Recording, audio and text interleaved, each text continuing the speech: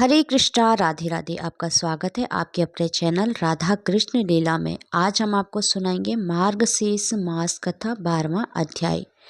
देव शर्मा ब्राह्मण कहने लगे कि हे वत्स, सहसा भगवान ने तुम्हारी ऐसी बुद्धि हो जाने के कारण तुम्हारे सैकड़ों जन्म के पाप नाश हो गए। तुम बिना किसी व्रत या तीर्थ के ही करोड़ों पापों से मुक्त हो गए हो। मेरे अतिथि सत्कार तथा भक्ति के कारण तुमको विष्णु पद प्राप्त हुआ है। उसी पूरा प्रभाव से तुम्हारी ऐसी बुद्धि हो गई है।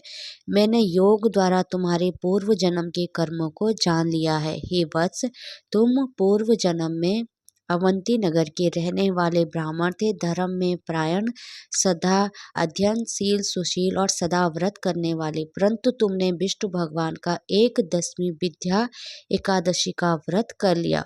इसी से तुम्हारे समस्त पुण्य नष्ट हो गए। जैसे शूद्रा का पति होकर ब्राह्मण नष्ट हो जाता है, वैसे ही तुम्हारे सब पुण्य नष्ट हो गए। कई हजार वर्ष तक तुमको नरक यातना भोगनी पड़ी।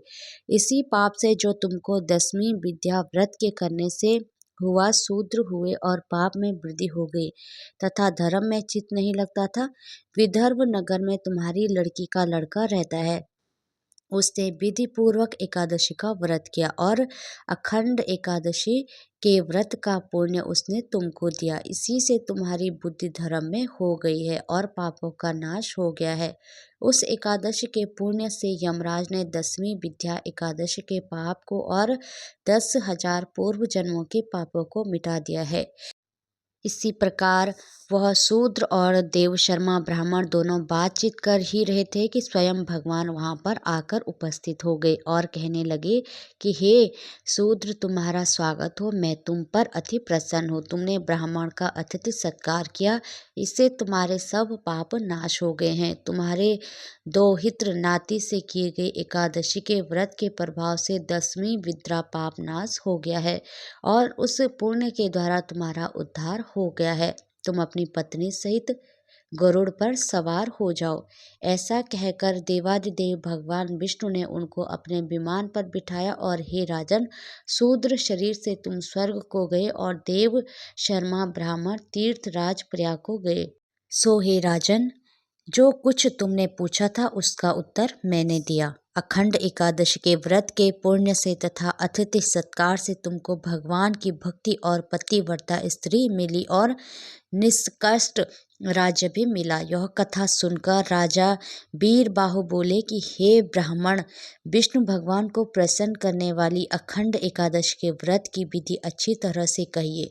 ऋषि कहने लगे कि हे नृपश्रेष्ठ, पवित्र एकादशी के व्रत की विधि जो पहले भगवान विष्णु ने नारद जी से कही थी, मैं तुमसे कहता हूँ, आप सुनिए।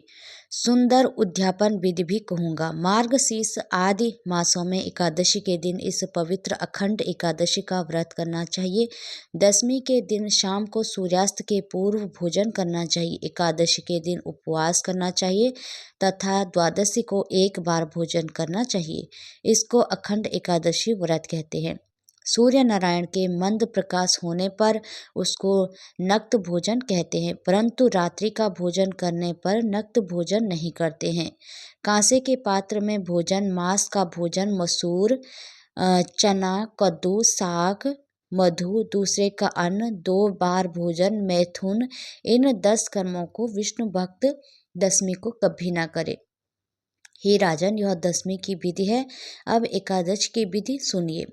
अनेक बार जल पीना, हिंसा, शौच, मिथ्या, पान, लकड़ी का दातुन, दिन में सोना, मैथुन, जुआ खेलना, क्रीड़ा, खेलकूद, रात्रि में सोना, एकादशी के दिन विष्णु भक्त कदापि ना करे और भगवान से यह प्रार्थना करे कि हे केशव, आपकी प्रसन्नता के लिए मैंने आज रात्रि तक दिन के लिए यह नियम किया है। हे देवेश, आज मेरे लिए स्त्री सुख और भोजन सुख नहीं होगा।